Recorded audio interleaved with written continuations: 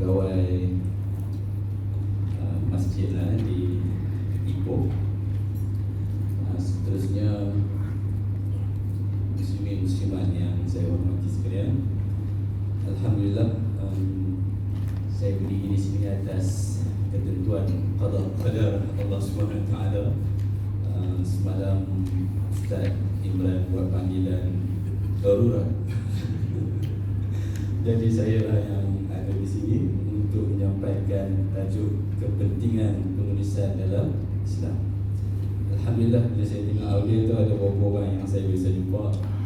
Ustaz jiran saya kat belakang pun ada Ustaz Nazri. Kami satu bakmal sebenarnya, Imam Masjid, bukan masjid, Imam Surah Al-Latif, bakmal Ibu Ida. Saya tinggal di sana juga di Sungai Ibu, dan kadang-kadang saya tinggal di Petang Berdana, Kuala Batas. Alhamdulillah. Saya berhadapan dengan Ustaz lain yang saya pun sebenarnya segan untuk berkongsi sedikit ilmu ini. Saya ingat yang depan-depan sini semua hebat-hebat mereka. Walau bagaimanapun niat saya adalah niat nak membantu dan berkongsi sedikit pengalaman tentang bagaimana kalau boleh ada sekelumit niat dan juga hasrat dalam guru para takmir Zul Utara ini untuk menterjemahkan apa yang telah disediakan. Saya yakin kalau kita nak berceramah, berkuliah maghrib, kuliah subuh dan sebagainya, kita tak pergi dengan begitu sahaja, betul tak? Kita mesti buat sedikit persediaan untuk kita menyampaikan ceramah kuliah kita dengan rasa lepas ceramah dan kuliah itu kita rasa puas hati. Kalau kita pergi tanpa persediaan, saya yakin kadang-kadang kita rasa macam ada kekurangan dalam penyampaian kita. Jadi persediaan yang kita buat itu untuk menyampaikan secara lisan, apalah salahnya kalau kita upgradekan sedikit penulisan kita itu, yang satu hari nanti mungkin sedikit-sedikit dia akan menjadi banyak dan kita boleh kumpulkan dan kita boleh edit dan kita boleh terbitkan.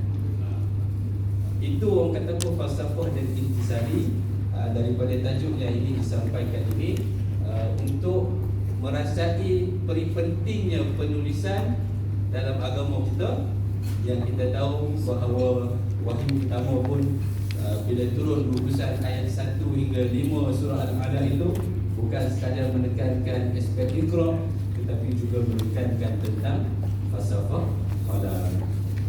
Okey. Sebelum itu izinkan saya memperkenalkan diri terlebih dahulu. Tentera di situ, mungkin lepas ini kalau siapa yang nak add friend dan sebagainya bolehlah. Facebook saya Muhammad Nizam Sahad. Saya dilahirkan di Pajak Som, Kepala Batas, Program Pajak Som, Program Pulau Pinang. Pendidikan awal di Sekolah Kebangsaan Permatang Bertam, Kepala Batas. Satu sekolah dengan Pak Lah, tapi Pak Lah sini lah kan, sini banyak lah kan. Kemudian melanjutkan pelajaran ke SMKA Al-Irsyad Pokok Senang. Kemudian tingkatan 4-5 di Kisas, Pra di Lampuri. Kemudian menyambungkan pengajian dalam bidang usuluddin di UM, master pun di UM, PhD pun di UM dalam bidang usuluddin. Dan sekarang berkhidmat di bahagian pengajian Islam, Pusat Pengajian Ilmu Kemanusiaan, Universiti Sains Malaysia. Kan kadang-kadang bila kita memperkenalkan diri ni, nanti mungkin lepas ni kata kita ni rasa bisa berjumpa ni kan di UM, so kita jejak sahabat kali lah.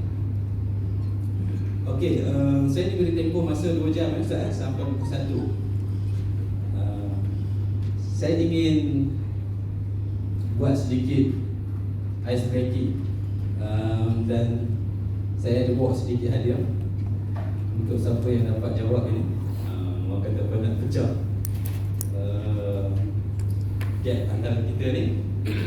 saya lumayan juga.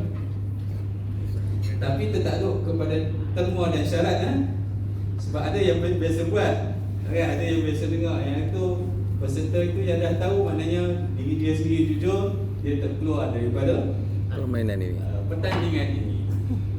Hadiahnya ialah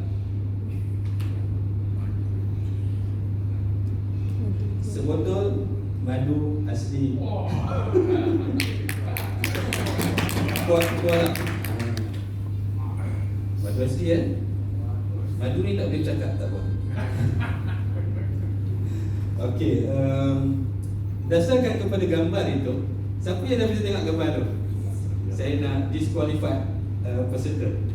Tak ada okey, semuanya layak okey. Berdasarkan gambar itu, secara kreativiti, dengan menggunakan kreativiti, anda catatkan jawapannya di mana-mana. Bayu Negeri itu apa jawapannya? Yang gambar yang kedua belah sana, yang ada gambar buku tu kan, apa jawapannya? Yang ketiga apa jawapannya? Sampailah yang ke 9 yang terakhir. Jangan lama sangat. Kalau semua dah jawab, dan saya bagi masa sedikit seminit untuk orang kata apa, kata putus dah memang tak boleh jawab, kemudiannya kita tanyalah, kita berikan jawapan, anda kira. Dan kalau ada 2 pemenang, ada soalan berikutnya nanti. Itu secara peribadi lah nanti kan. Saya tak nak panjang-panjang sangat ice breaking ni. Silakan. Yang kat depan ni pun saya ingat boleh, kalau nak join. Semua sekali lah, siapa nak join, termasuk yang wanita. Tetapi disqualified kalau dah tahu jawapan dia. Kalau siapa dah bersama dengan Ustaz Farul Juaid dan sebagainya, secara jujur tolong disqualifiedkan diri anda untuk menyertainya. Silakan. Gambar 1 apa, gambar 2 apa, gambar 3 apa.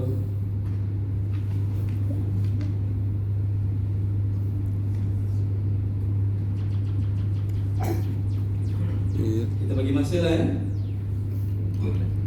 3 minit deh. 3 minit.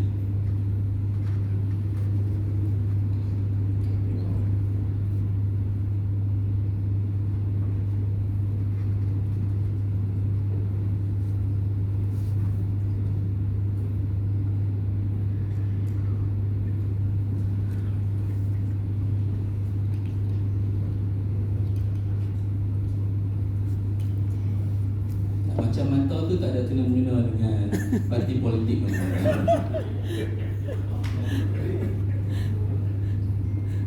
Lama nak sebut. Dia dah tadi.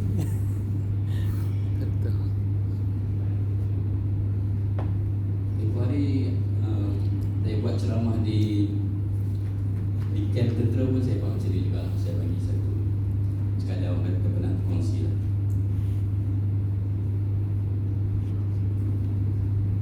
Lagi 2 minit.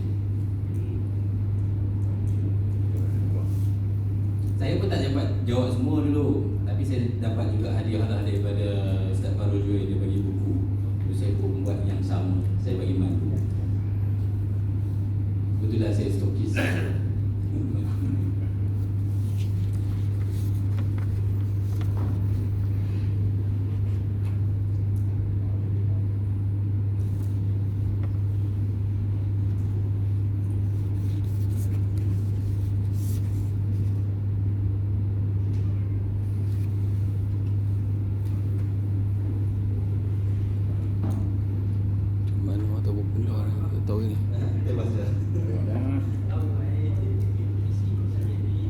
Dan dia sebenarnya jawapan tu berdasarkan kreativiti masing-masing. Tetapi jawapan yang saya bagi itu muktamad lah kan? Tak semestinya apa jawapan yang diberikan itu salah kan? Tapi untuk orang kata apa, nak kira markah tu, jawapan yang saya berikan adalah muktamad. Jawapan dia guna dia contoh macam mana, tak nampak. Contoh dia kreativiti lah. Kita fikir nampak macam satu layer saja. Okey. Tetapi sebenarnya dia ada lapisan-lapisan yang kedua kan. Kita nampak, nanti saya bagi jawapan pula kan. Contoh lah Ustaz nak kalau 8/8 lah, kita bagi satu contoh. Ustaz nak yang mana? Gambar mana? Contohnya okey, boleh tak? Kalau saya buh ni tapi ikut kepala otak kita lah. Contohnya, Bagi satu je nanti okey, contohnya Bayu Negeri. Ha. Teringat Sabah, negeri bawah Bayu. Okey. Betul lah jawapan dia. Ha. Okey, Macam jawapan tu dah bocor. Kita yang berikutnya. Betul Sabah. Jawapannya Sabah. tu macam lali. Berikutnya jangan. Tak apa, teruskan. Lagi 9 minit lagi. Baik. Kawasan tu di balik kan. Bayu. Ada masing-masing lah kan. Tapi hak tu macam jawapan tu betul tapi dia agak skop dia agak kecil lah. Ya. Di mana tu di dua ni? Baling. Balik terus kawasan. Baik betul tu. Dia orang dengan baik. Okey. Juga jawapan tu betul lah. Ada kreativiti masing-masing. Sebab Tuan Haji dekat sana dan tergambar itu jawapannya. Betul tak? Ya. Dan itu yang saya kata jawapan saya yang paling betul lah. Jawapan saya yang paling utama tu untuk kita berikan sebotol batu alam buat ini. Okey lah, cukup lah. Okey, saya beri jawapan. Kemudian pakai kira ni, right, dari sini lah tentukan berapa 8/8 itu. Jawapan yang kedua ialah buku lali. Okey, kalau betul, right, betul lah. Tuan Haji tak tulis je. Tuan Haji tak tulis apa kan? Okey, yang ketiga. Okey. Ada betul sakit? Gigi. Sakit gigi. Okey. Berikutnya gambar mata. Mata. Ha? Mata-mata. Mata-mata betul tak? Background dia? Hitam. Ya, mata. Gelap. Oh. Kak Adila tak betul Tak betul. Gambar yang keempat.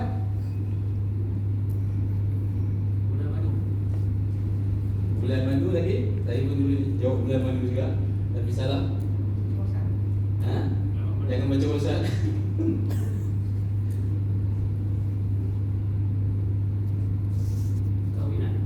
Kawinan. Tengok tu gambar. Hati-hati. Waktu. Waktu hati-hati. Waktu hati-hati. Hati-hati. Waktu. Mandu. Hati-hati. Okay. Ini yang kata kreativiti ni kan. Okey, ayat ni ramai orang salah. Alam kemudian ada 6 kaki. Oh. Okey, betul. Dalam kubur. Ini yang ke berapa ni? 7. Lagi? Jalan cari makan. Itu juga jawapan saya dulu tapi salah.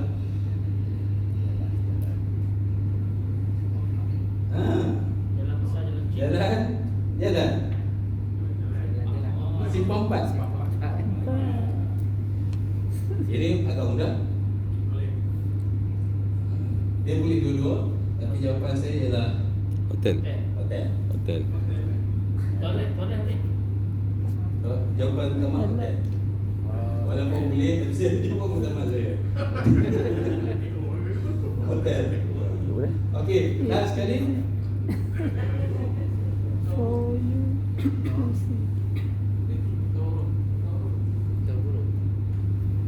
Ya, betul. Hmm. Betul. Okey, Tio. Kira Kita berapa? ambil 8/8 lah. Berapa betul ya? Semua tu tak kira. 8/8 lah yang 88 saya boleh kot. Ha? Saya boleh pasal saya jawab. Tuan Haji betul semua sebab baru tulis.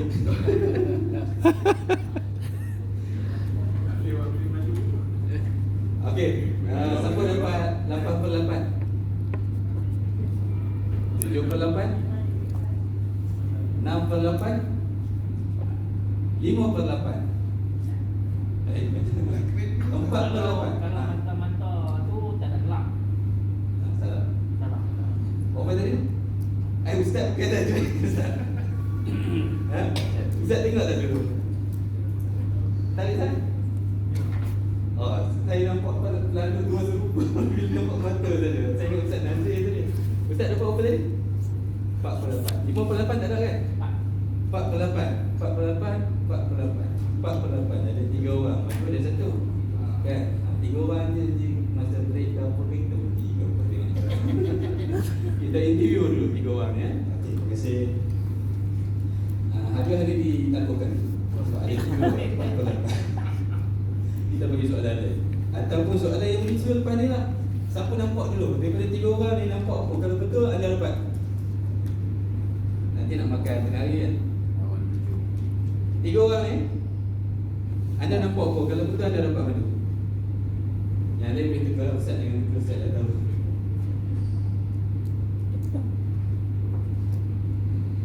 Yang 3 orang ni Orang saja.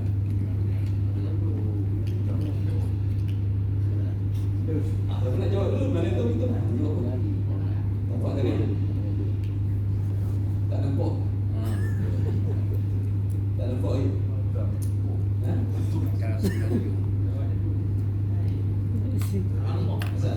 Salah tu pun. Pandai tu. Dalam tak nak dapat madu tu, salah tu buat jawapan dia. Saya tak mau bagi jawapan, saya nak tengok 3 orang ni gambar kedua. Siapa cepat dia dapat. Oh tunggu. Ustaz?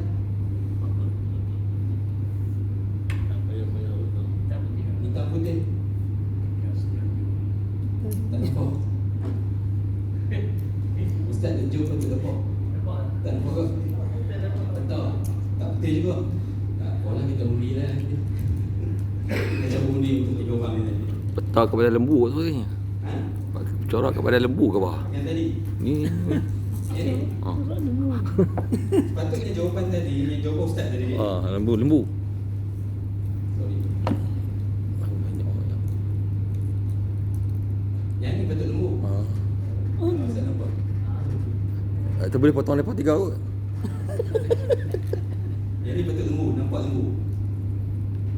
Yang ni nampak orang tua lah.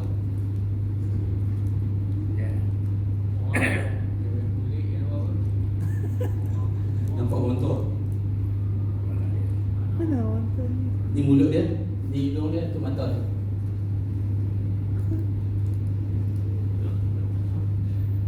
Nampak?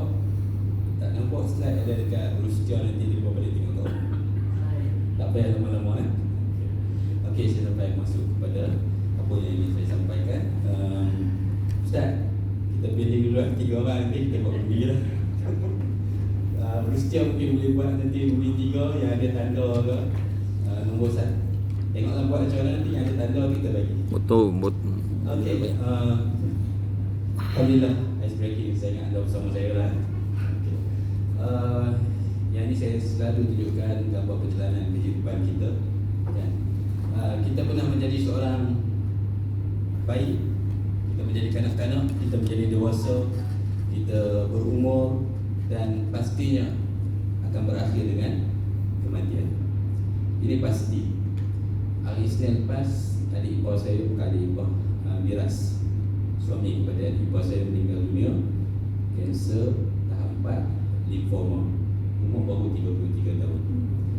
Saya pertama kali yang hantar dia ke GH Pulau Pinang sebelum PKP lagi, dalam 1 bulan dulu, bertahan 10 bulan. Tapi siapa yang ada family, siapa yang ada anak, ada adik-beradik yang pernah kita jaga, memang sakit dan begitu sengsaranya seorang yang kena kanser. Kadang-kadang tu orang kata apa, bergulir-gulir atas katil hospital menahan sakit. Sebab itu kadang-kadang disuntik morfin. Mana nak orang kata apa nak larikan dia. Nak ceritanya 4 hari sebelum dia meninggal itu, dia dah rasa lah dia nak pergi. Saya pun ambil anak dia 2 tahun jaga, dan dia dengan isteri dia, dengan mak dia, orang Johor. Dia kata, dia cakap kat isteri dia, boleh tak nak tinggal? Kan maksudnya dia dah rasa. Waktu pun doktor dah surrender lah 4 hari sebelum Isnin hari minggu ni. Pagi Isnin tu 4.30 dia bangun, 4.30 pagi dia bangun daripada terjaga tu. Dia duduk. Waktu dia duduk tu mata dah tak nampak. Dia cakap dengan isteri dia pun, isteri dia duduk sini, dia cakap, isteri dia perasan dia sistem badan dia tu dah Tak betul. tak nampak. Dan dia kata cakap pun dah jadi patah balik pada baby. Nak tu nak tu, nak apa? Kan budak nak tu kan. Nak apa? Isteri kata nak air ke? Panggil nas kata cik nak apa cik? Cik nak morfin ke? Maknanya walaupun tengah nazar dia sakit.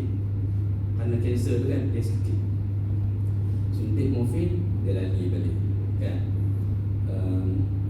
Masuk waktu subuh, isteri dia baca Yasin sampai ayat yang terakhir, ayat 83, wa ilaihi turja'un. Sempat dia tengok suami dia ambil nafas 3 kali dan menghembuskan nafas, wa ilaihi turja'un, misi tu betul-betul habis bacaan surah Yasin daripada isteri dia. Jadi innalillahi wa inna ilaihi raji'un. Kita akan ke sana. Pernah saya pergi melawat dia satu ketika sebelum raya. Waktu tu dia kena suntik morfin kali pertama kot, dia meracau dan sebagainya. Jumpa dia ni dalam keadaan yang mata pun dah kuning, masalah hati kan. Sepi tengok Allah macam tak ada harapan kan.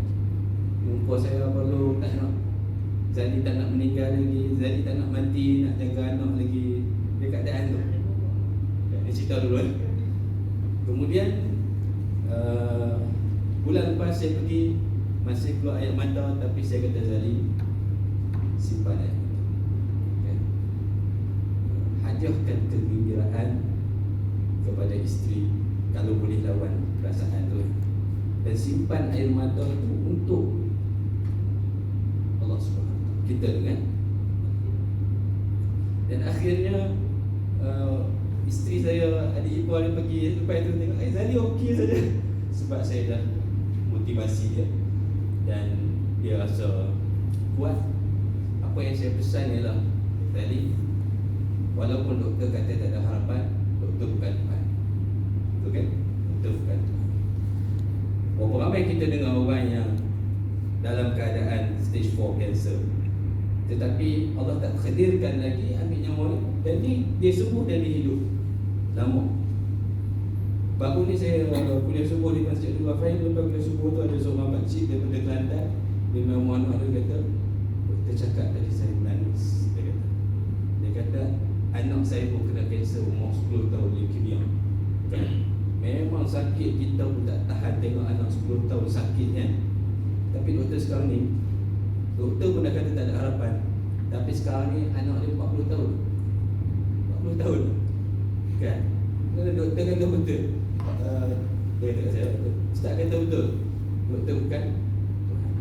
Tapi saya pesan kat Birah saya ni, Zali, kalau nak rasa nak lagi jaga anak, nak lagi bersama isteri, kat siapa yang kita nak minta? Allah Subhanahu Wa Taala. Tapi kalau dah rasa ke sana itu lebih baik, bagaikan ada yang menggamit ke sana, kalau balu al-baluna kan? Sebab kat sana tu dah tak ada sakit lagi kan. Saya ingat lagi isteri dia cerita, dia kata masa waktu dia sakit, waktu pagi tu dia tak boleh cakap, tapi kita cakap dia sedar. Isteri dia kata, pergi dulu dah. Isteri dia pun itu, pergi dulu dah kan.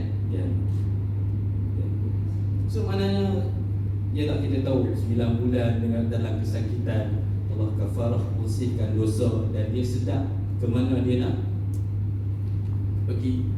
Dan bila kita sakit tu, kita diuji kesakitan dia. Kalau kita sabar, Allah akan tumpak dengan ganjaran dan pahala.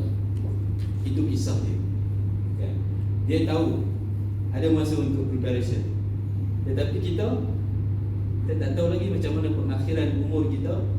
Dan apa yang kita sedang lakukan ini, pastikan kita ambil kesempatan dan ruang yang secukupnya untuk kita buat sesuatu, untuk kita tinggal sesuatu yang memberi manfaat kepada masyarakat sebelum kita ke alam yang satu lagi.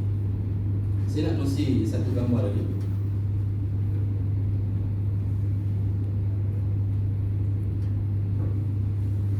Gambar ini pernah ditunjukkan oleh bekas Net Chancellor saya di USM. Saya pertama kali saya lihat di Dewan Tentu Chancellor. Gambar gambar menunjukkan seorang, bukan budak lah, remaja perempuan. Remaja perempuan, kalau kita tengok dia ada, tapi badan dah tak nampak remaja disebabkan kebuluran di Sudan tahun 1992 kalau tak salah saya. Dan kita tahu bahawa burung yang di belakangnya itu tidak akan makan dia selagi dia tak mati, sebab burung herring dia makan. Ya. Yang penting bukan apa yang kita lihat, tetapi bagaimana kita melihat. Macam saya buat ice breaking tadi, kita bukan melihat apa yang tertera, tetapi di sebalik itu apa. Tuan-tuan dan perempuan, apa yang anda lihat di sebalik gambar ini? Apa hashtag, apa kata kunci? Saya nak ringkaskan, saya beri jawapan.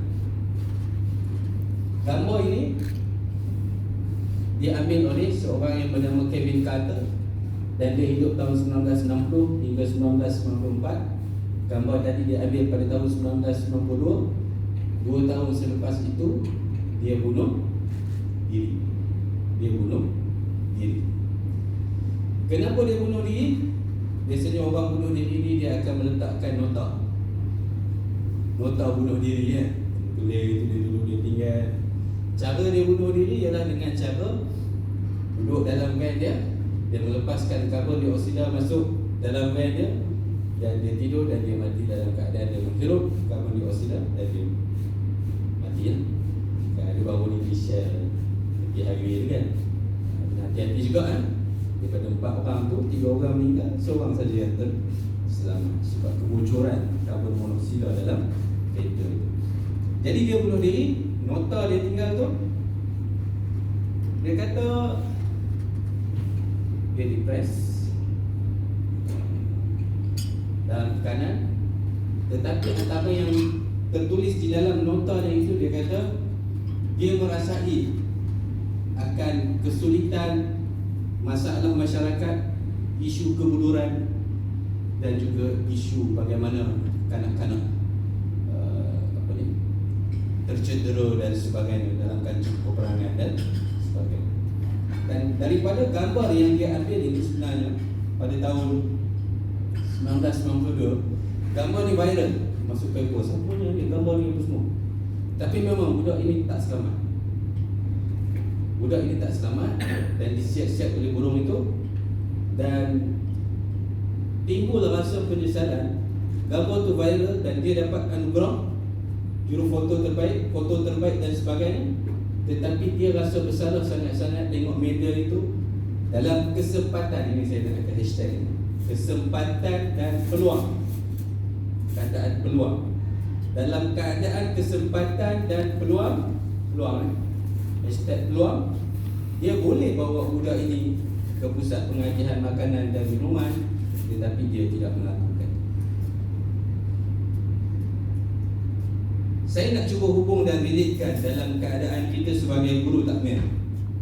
Saya nak pecah, orang kata apa, tradisi kita yang sememangnya kita menyampaikan agama, kita menyampaikan ajaran Islam kepada masyarakat di masjid dan di surau secara lisan. Takkan kita sekadar begitu sahaja tradisinya daripada mula hingga akhir. Takkanlah kita tak nak pergi ke sana dengan meninggalkan sesuatu yang lebih kekal dalam bentuk penulisan.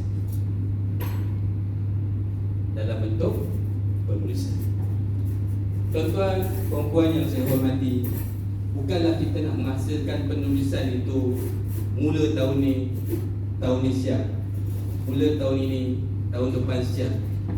Bukan begitu sebenarnya penulisan. Dan kita mengetahui bahawa menulis ini sesuatu yang sukar. Dia perlu masa. Apa kata saya sarankan, saya dah skip slide yang tapi saya nak nyatakan sekarang, nak relatekan dengan gambar itu. Apa yang kita bersedia itu, kita tulis dalam satu buku yang kita beli. Kan buku yang kulit keras itu kan, buku log itu kan. Katakan Tuan Haji mengajar bidang apa di masjid di surau?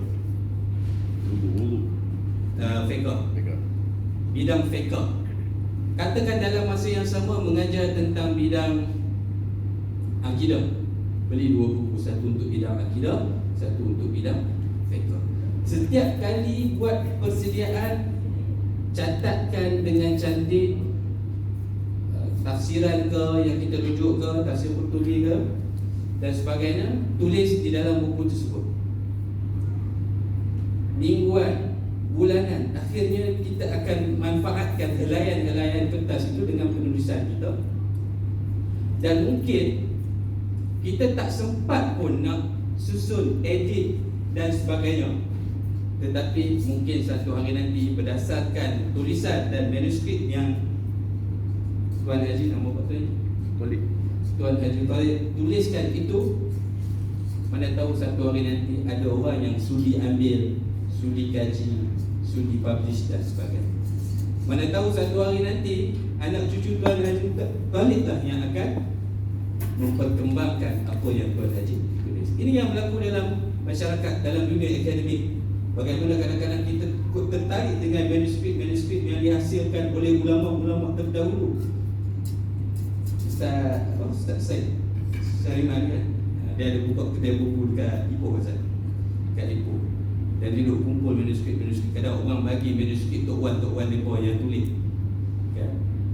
Kalau dapat dibukukan, dapat di-upgradekan, dapat disebarkan dalam masyarakat, walaupun jangka masa dia pergi ke sana itu telah lama, saya yakin bila buku itu diulang baca, diulang ajar di masjid dan di surau, peluang dan ruang yang ditinggalkan, yang dia ambil kesempatan itu untuk menulis, saya yakin pahalanya akan mengalir kepada orang yang menulis.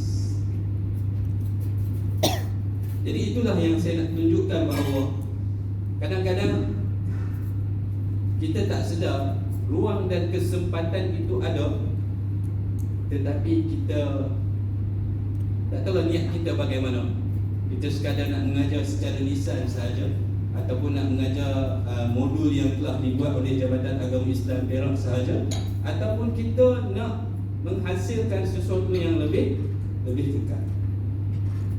Boleh kurang-kurang ada niat dan semangat untuk kita mengambil peluang daripada apa yang kita ajar di masjid dan juga di surau.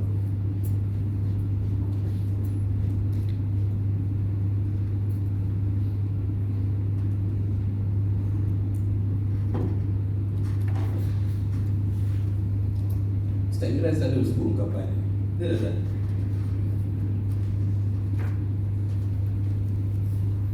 Qayyidul ilma bil kitab. Siapa kata ni? Sayyidina Umar. Sayyidina Umar radhiyallahu anhu. Dia kata, ikatlah ilmu itu dengan kitab. Dengan menulis, dan menulis itu akan jadi kitab.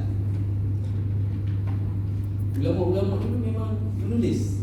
Dan kadang-kadang kita pun baca kitab mereka kan. Kitab Kuning, Bidayatul Hidayah Imam Ghazali, dan kitab-kitab lainnya.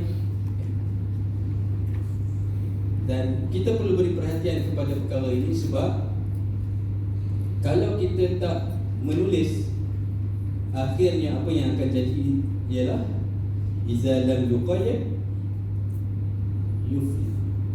Dia akan hilang, dia akan pergi begitu sahaja. Ada idea yang datang kepada kita, kalau kita tak tulis cepat-cepat, nanti kita nak terfikir apa yang terlintas di fikiran aku tadi ya? Apa idea yang datang tadi ya? Kalau kita tak mencatat di dalam di atas kertas, di dalam buku kecil kita dan sebagainya. Sebab itu saya ulang kembali kan, untuk memberi semangat dan motivasi kepada, sebenarnya kepada diri saya sendiri dan juga kepada tuan-tuan dan puan-puan, ialah bagaimana kita melihat dari hati kita akan kepentingan wahyu pertama yang diturunkan kepada Nabi SAW, surah Al-Alaq itu ayat 1 hingga 5. Dan kadang-kadang penulis, pengkaji dan sebagainya hanya memberikan penekanan kepada falsafah kita. Betul, memang kita digalakkan, diminta untuk kita belajar dan membaca. Dan dalam masa yang sama, kita kena ingat ayat yang keempat, kalau tak salah saya, ayat yang keempat ditekankan tentang falsafah qalam. Betapa pentingnya kita mengingati diri kita di samping kita membaca, bersedia untuk mengajar, menyampaikan secara lisan, hendaklah kita juga turut menyampaikan suatu hari nanti secara tulisan. Sebab itu saya baca satu tafsiran tadi tentang wahyu pertama yang diturunkan kepada Nabi SAW ini. Kita berada dalam bulan kelahiran Nabi SAW. Hari ini berapa? 8 ke 7? 8 Rabiul Awal. 4 hari lagi 12 Rabiul Awal, hari Khamis kita akan sambut Maulidul Rasul. Imam Qurtubi mengatakan bahawa Allah Subhanahu Wa Taala mengingatkan manusia tentang kelebihan kepandaian manusia menulis. Dan faedahnya sangat besar dan tidak terduga oleh manusia, kerana setiap ilmu dapat dicatat, begitu juga hukum-hukum dan perkabaran orang-orang dahulu. Kita dapat baca kitab-kitab turas dan sebagainya, kitab-kitab yang dikarang oleh ulama-ulama terdahulu, kerana mereka menulis. Dan kitab Allah semuanya tercatat dalam perantaraan tulisan, hatta Al-Quran dan juga hadis Nabi, kan? Hatta kitab-kitab suci dulu ditulis sebenarnya, walaupun pada pandangan akidah kita, kitab-kitab suci dulu telah dibina. Dan tanpa tulisan, semua urusan dunia dan agama tidak dapat dijalankan dengan betul. Dan manusia dimuliakan Allah dengan adanya ilmu yang diperolehi dengan perantaraan membaca dan menulis. Tak dapat tak. Sebab itu anak-anak kita kan, kita hantar ke sekolah rendah, yang ditekankan pertama kali ialah pandai membaca, pandai menulis, pandai mengira, pandai untuk berfikir, menyelesaikan masalah. Jadi tak dapat tak. Kalau saya tak ulang pun sebenarnya mungkin kita tak tahu. Tetapi sekarang ni kita nak refresh balik bahawa betapa pentingnya kita membaca, dalam masa yang sama kita turut menulis. Saya minta begitu saja penyampaian saya. Niat saya ialah sebenarnya nak menimbulkan rasa lintasan niat dalam sanubari hati tuan-tuan, supaya lepas ini buatlah persediaan apapun, tulislah di atas kertas ataupun di dalam buku log yang tuan-tuan beli. Pegang satu buku, tulis dalam setahun. Saya yakin dalam setahun kalau tuan-tuan betul banyak membaca dan menulis, 1 tahun boleh penuh satu. Secara teknikal, apa yang kita tulis tu, kalau kita nak suruh orang type pun tak ada masalah. Kalau kita betul-betul nak publish, kita suruh orang type, kita suruh orang edit hasil tulisan kita, dan akhirnya boleh di-publish. Dan saya ambil kesempatan ini bukan nak promosi dan sebagainya, tetapi ada satu syarikat kawan saya di Bali yang terbitkan buku Ustaz Said tentang ulama Perak, apa? Sulaiman Kati, Tuan Haji Ibrahim. Dia publish dengan Akademi Jawi. Kan, cantik buku itu. Jadi buku itu kalau dipublish boleh dimanfaatkan. Saya sendiri dengan Yunisha kita takhrij kitab Tafsir Nurul Ihsan. Kita buat balik, kita type balik, kita minta keizinan daripada cucu dia, Tuan Guru Qadi Citra Kedah tu, Tuan Haji Said kan, Tuan Guru Haji Said. Kita minta balik kebenaran. Adalah honorarium untuk mereka, adalah honorarium untuk barisan penulis, dan juga keuntungan kepada syarikat penerbitan. Dan buku itu boleh dimanfaatkan. Tinggal lagi dia agak mahal lah kan. Tetapi sebenarnya kalau betul-betul nak pembaharuan daripada kitab lama yang banyak ejaan salah dan sebagainya, dengan ada takhrij dan taklid daripada barisan panel penulis, sehingga itu lebih memberi manfaat kepada masyarakat yang lebih besar. Kemudian dalam Quran juga, tuan-tuan dan puan-puan, surah Nun kan? Surah Nun, dan dalam masa yang sama dinamakan surah Al-Qalam kan? Auzubillahi minasyaitonir rajim. Nun kan, wal qalami wa ma yasturun. Saya waktu adik birah saya tu sakit, saya ada tanya seorang ustaz, kata, "Ustaz, apa yang boleh saya guna rawat birah saya ni?" Dia bagi ayat ni. Saya tak tahu lah kan, ada orang yang belajar dari syifa. Surah Nun ayat 1 sampai ayat, saya tak ingat ayat apa, tapi sampai kepada ayat, tak keluar ayat ya. Ayat yang orang kata apa, buah-buahan mereka tu akan jadi rosak. Apa ayat tu? Tak ingat lah. Apa yang saya ingat. Tapi nak ceritanya patah balik kepada ini, Allah tak akan bersumpah dengan sesuatu yang disumpah, melainkan perkara itu syai'un azim, ada sesuatu yang besar. Dan kita tahu bahawa, saya baca tafsir tadi, surah Al-Alaq ini, surah ayat 1-5 antara surah yang pertama, dan surah yang kedua, khusus surah yang ayat ini turunkan berikutnya ialah surah ayat ini. Kemudian baru Muzammil dengan Mudassir. Dalam arti kata lain, sumpah Allah pertama dalam Quran adalah berkaitan dengan makhluk yang bernama Qalam, dan dengan apa yang mereka tulis. Ada ulama tafsir kata apa yang malaikat tulis dan sebagainya. Jadi pentingnya kita lihat dalam Quran pun telah menyebut tentang hal yang berkaitan dengan penulisan.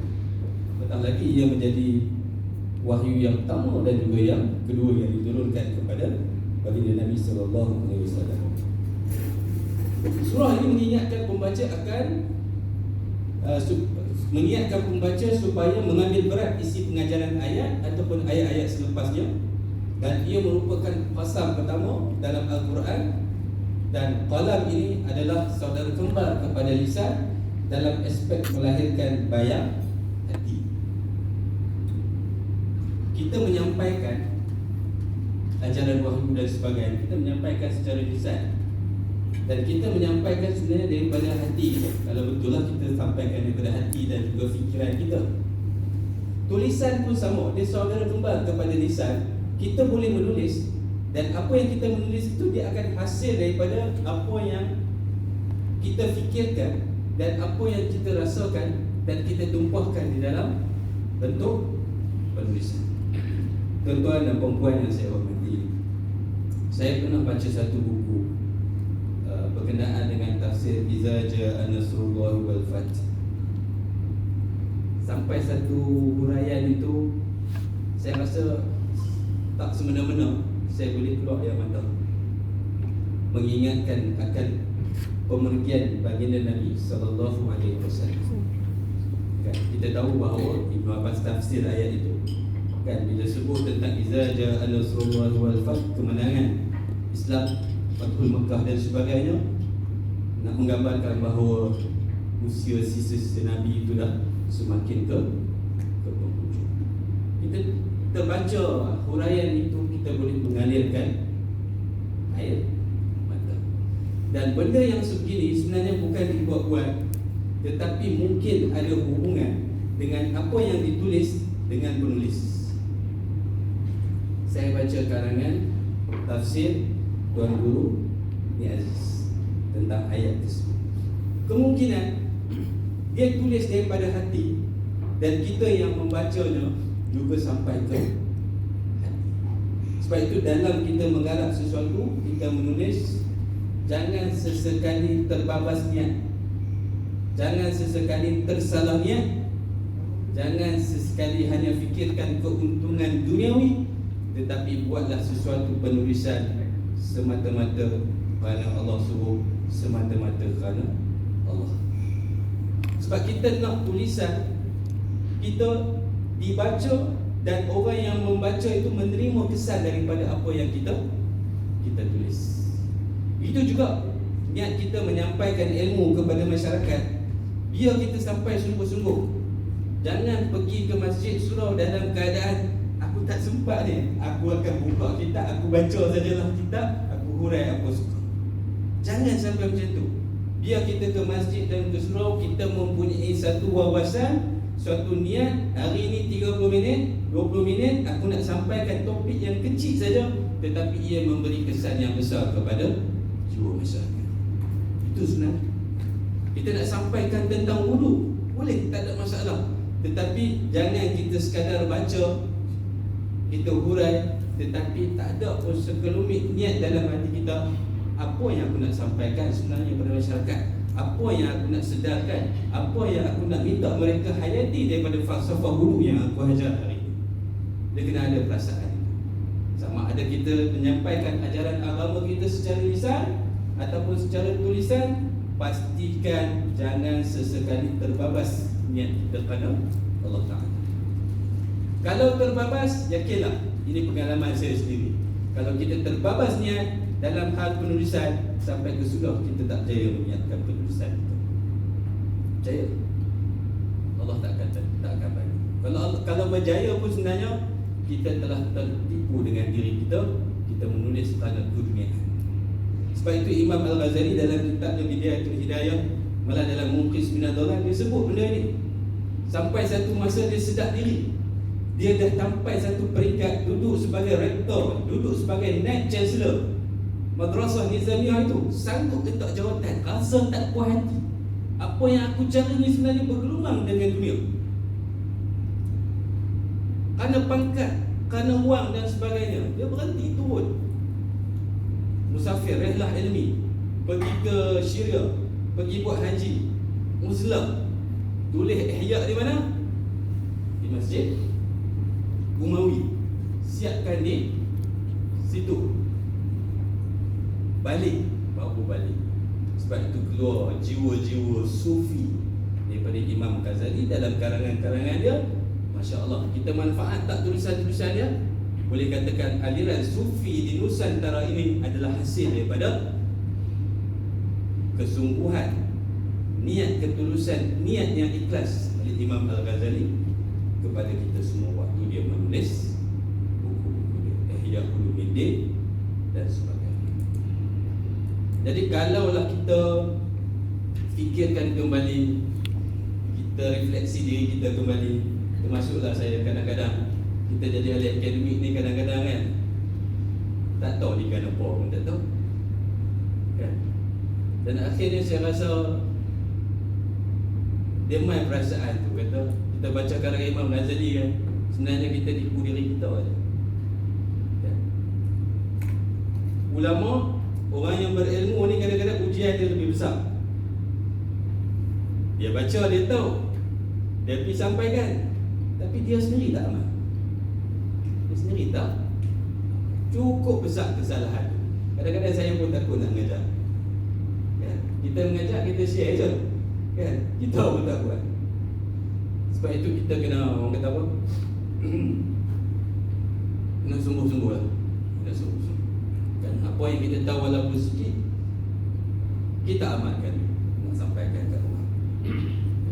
Baru-baru ni saya jumpa seseorang, dia cakap kat saya satu saja, orang tak kenal pun, dia cakap kat saya satu saja, tapi saya rasa masuk dengan diri saya dan saya boleh terus amalkan.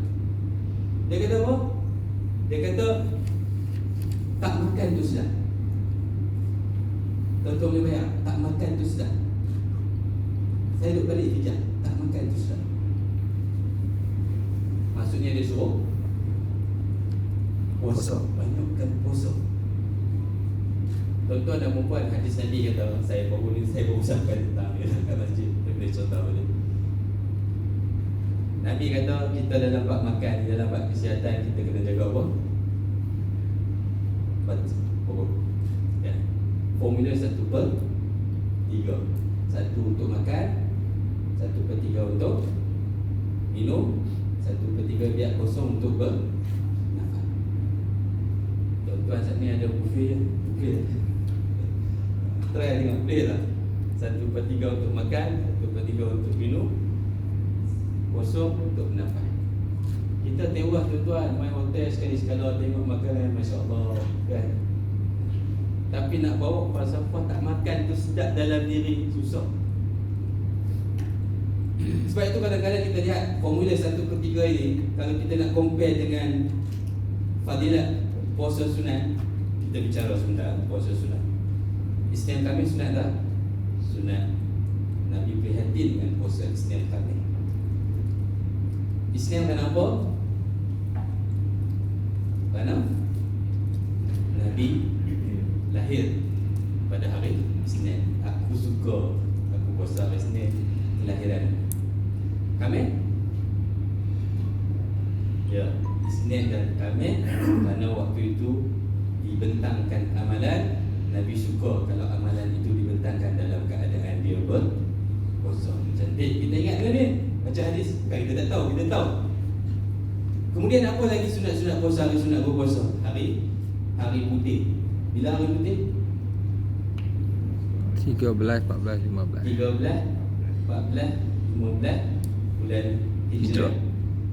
Kita puasa. Cuma 13 Zulhijjah tak boleh. Sebab hari Tashrik.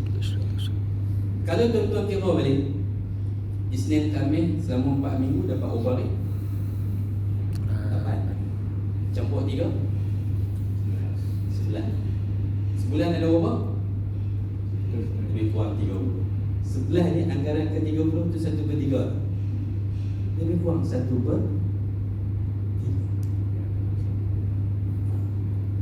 Kita boleh berpuasa Ramadan 30 hari sebab benda tu wajib kan? Tetapi kita yang ialah pangkat-pangkat ustaz semua ni kan, boleh tak buat Isnin Khamis sampai 13, 14, 15 bulan Islam turut kita buat.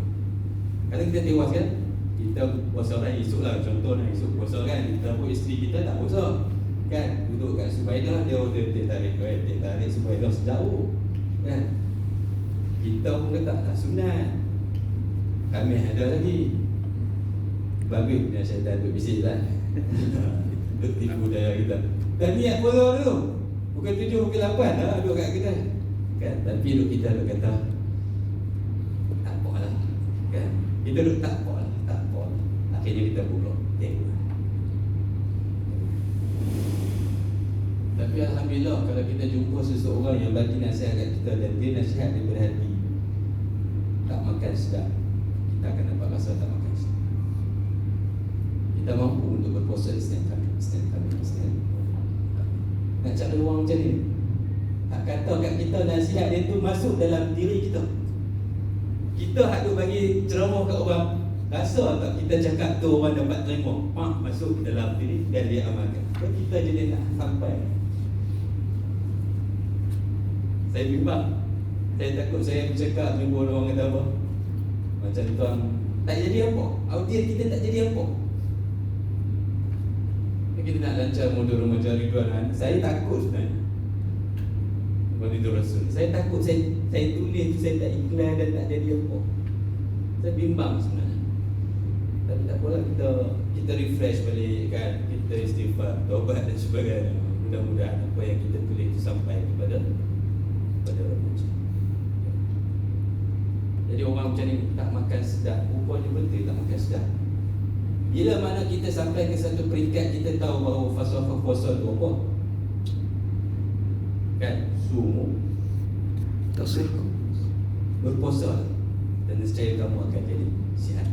Walaupun isnad dia dhaif, walakin maknahu sahih.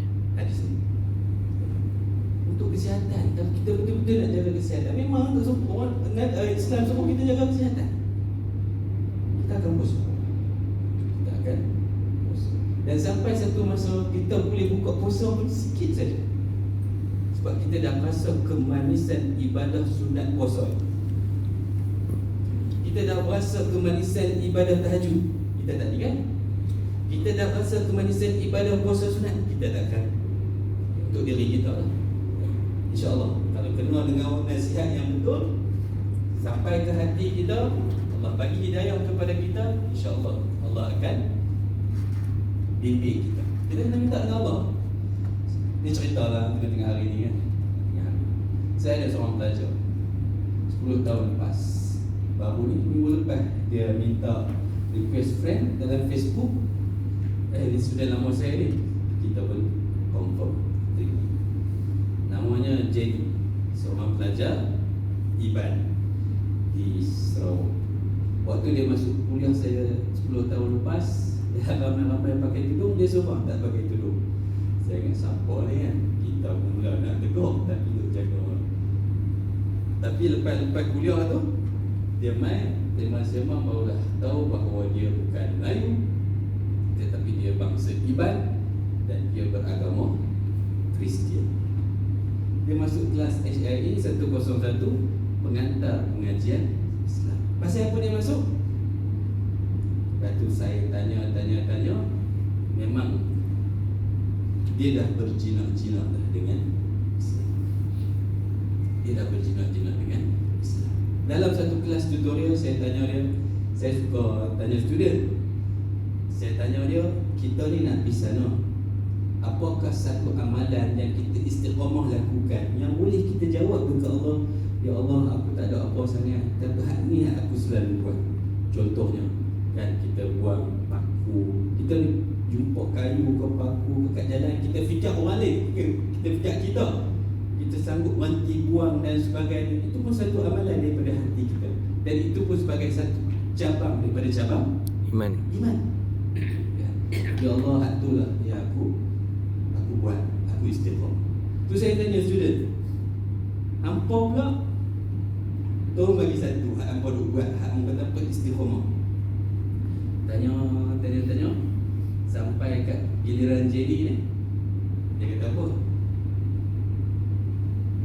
Saya suka baca surah Al-Fatihah.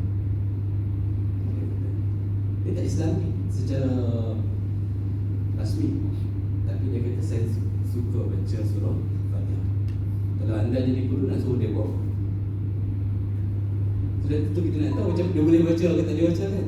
Baca Ustaz? Dia pun baca. InsyaAllah lancar. Lancar. Dan saya tanya kawan-kawan dia, memang dia ada telekung, memang duk solat, tapi tak tukar lagi. Tangguh. Sebab itu saya minta Ustaz Sudirwan Kurdi, dulu timbalan Mufti Pulau Pinang, sekarang pelajar saya semangat belajar tuan-tuan.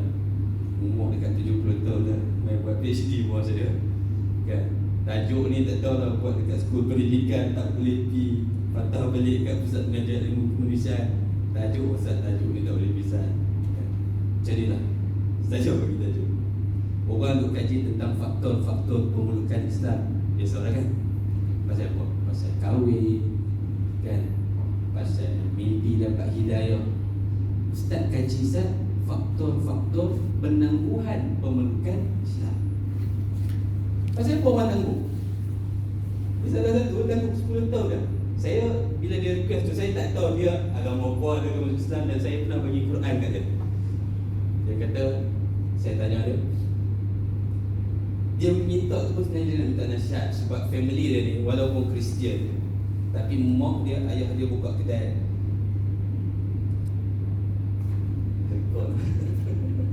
Cerita hal bang. Mak dia, ayah dia buka kedai, tapi terpengaruh dengan unsur-unsur ilmu kitab sihir. Dia agak apa? Yang ada tangkai, ni ada tangkai.